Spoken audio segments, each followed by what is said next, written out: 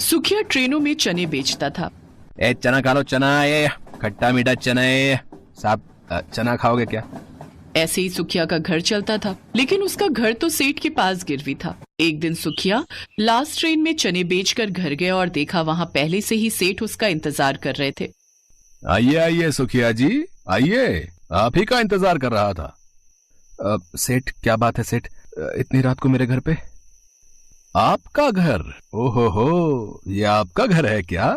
होगा, लेकिन कुछ ही दिनों में ये घर तो मेरा होने वाला है। तूने मुझे आज इंतजार करवाया, हाँ? बहुत बड़ा आदमी बन गया है तू। क्षमा कर दीजिए सेठ, मुझसे गलती हो गई। आज पैसा लौटाने का आखिरी दिन था ना? है? मेरे पैसे कहाँ हैं? दे मेरे पैसे, निकाल। पैसों का इंतजाम नहीं हो पाया सेठ। तो फिर घर से निकल, चल अभी निकल, चल। अभी मैं बीवी बच्चे लेकर कहाँ जाऊंगा सेठ, थोड़ी तो दया कीजिए।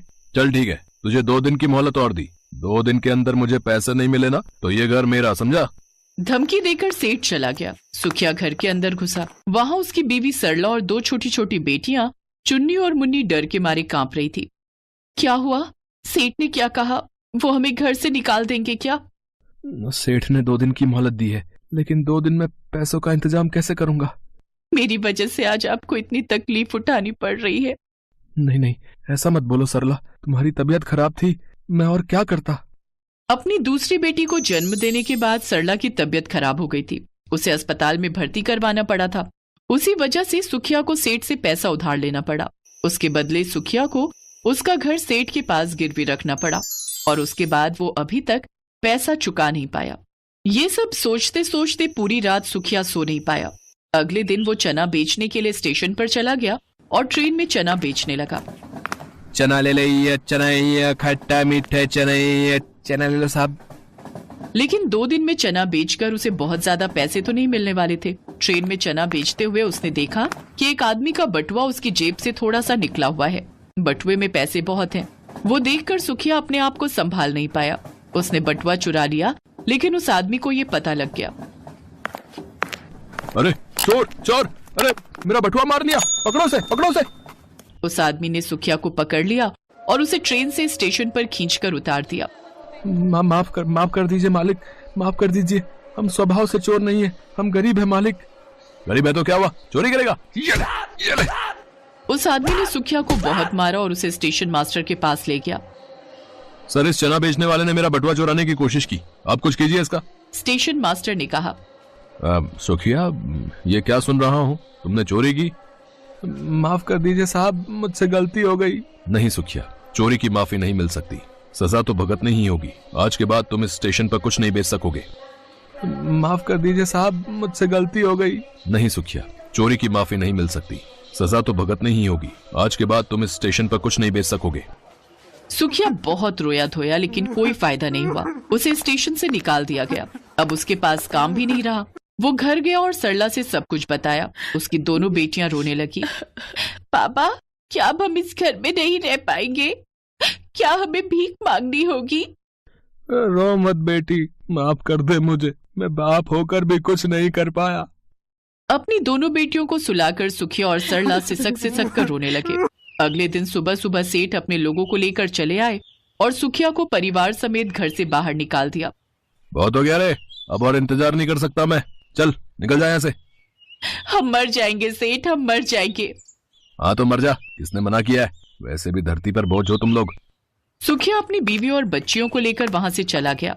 बाबा, अब हम कहाँ रहेंगे? चल बेटी, देखते हैं। बाबा, हमें घर तो मिल जाएगा ना? घर मिलना तो मुश्किल है बेटी, लेकिन रहने की जगह तो मिल ही जाएगी। सुखिया उन्हें लेकर स्टेशन के पास ही आ गया। स्टेशन से थोड़ी ही दूर पटरी पर एक पुरानी ट्रेन की कुछ बोगियां खड़ी थी। सुखिया ने वो देखा और कहा, चल बेटी, चलो सरला, उस ट्रेन के पास चलते हैं। लेकिन ट्रेन के अंदर घुसेंगे कैसे? दरवाजे तो बंद है। ट्रेन के अंदर नहीं, ट्रेन के नीचे रहेंगे हम।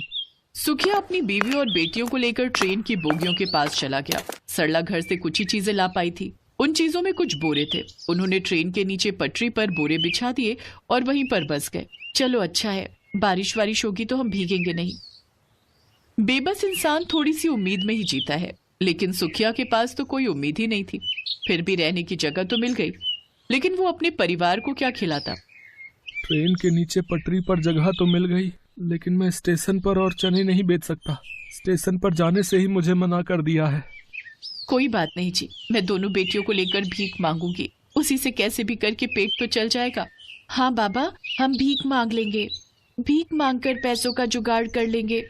सरला अपनी दोनों बेटियों को लेकर सच में स्टेशन पर भीख मांगने लगी और सुखिया इधर उधर कुछ काम पाने की कोशिश करने लगा।